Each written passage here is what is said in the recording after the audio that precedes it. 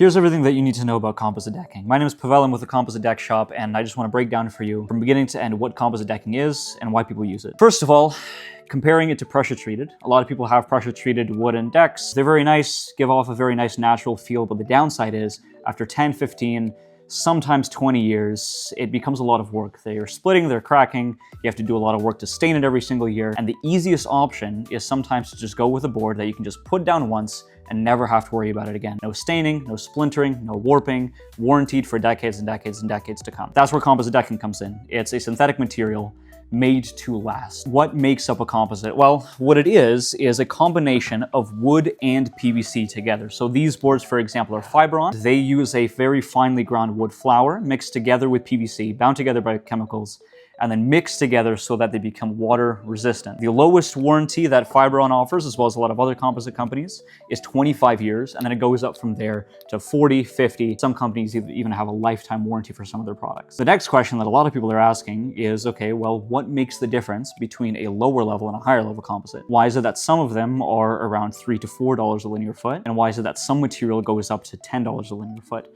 And that all comes down to the material composition, to the capping, and to the scalloping. So for example, you look at these lower level boards. This is what we call an entry level or a budget board. It's got a 25-year warranty on it, and you can see the bottom here is what we call scalloped. So it has material taken out from the bottom of it. This doesn't affect the structural integrity of the board too much, so even the lower level boards have a 25-year warranty on them. They're still gonna last you a very long time, but they just have less material. Less material means less cost, means more bang for your buck. Now, something that's a little bit higher level is going to be multi-chromatic. So this is the next step up. As you can see, a board like this is just one color all the way through, just a flat brown, no streaks, no accents, nothing of that sort. Something that's going to be one level higher is going to have some more colors involved. So this is 𝗲𝗏𝗃𝗏𝗃.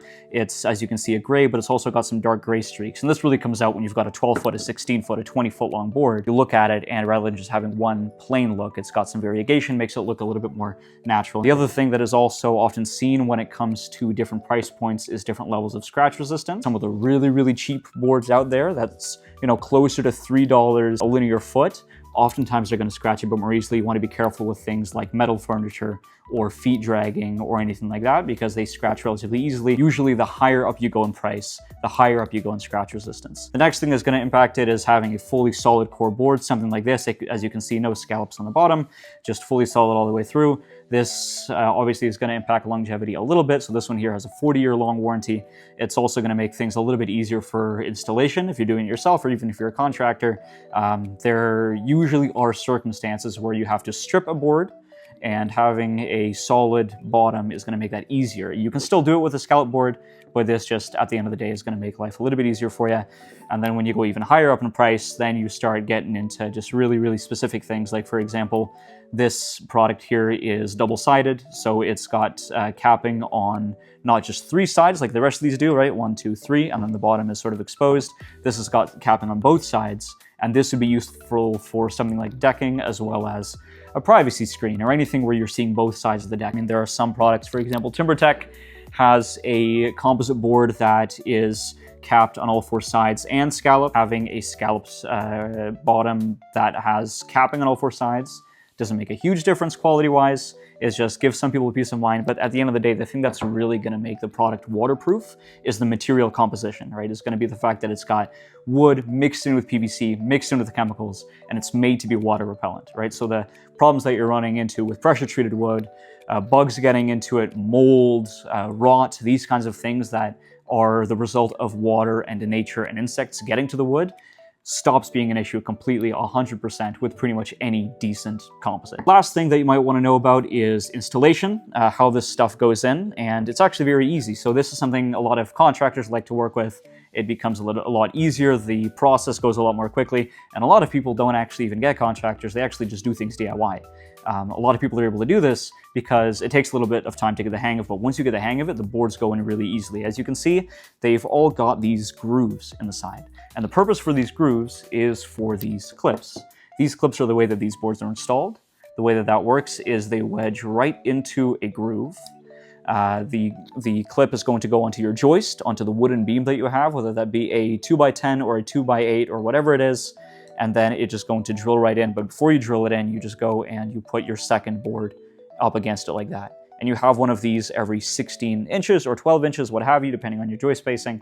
You put them both together, you drill them in, and you can actually do several rows of boards like that without actually having to drill them in right away. So the process goes a lot quicker. You just put the clips in, you put the next board, put a bunch of clips, put the next board, then you go back afterwards and just drill everything down at once. Super easy, super quick compared to a pressure-treated deck. Installation is really easy. It makes it really long-lasting. Longevity is just there, right? You have complete peace of mind for the rest of the time that the deck is down. You have instances where you have like solid edge boards, kind of like how you have an example here. This is what you're going to use for like a border, so everything looks nice and finished. That's, again, one of the benefits of composite, is that it looks really nice and finished and without any kind of issues or cracking. And so when you're doing your edge piece, you have a solid edge board, you have a screw that goes in, and then a plug that sits on top made of the same material as the board itself. It sits nice, you match it with the grain, and it looks practically invisible. So no visible fasteners, no screw heads, no rusting or cracking or splintering around the screws. Everything looks nice and finished. As far as joist spacing goes, you want to make sure that you have a maximum of 16 inches apart for your joists. I usually tell people go a little bit tighter.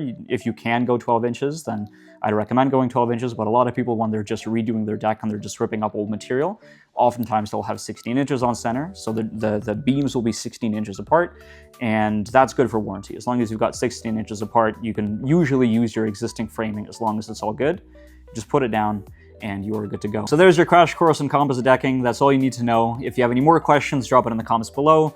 Subscribe. We post updates and Q&As and updates on the decking industry. So subscribe, and we'll see you in the next one.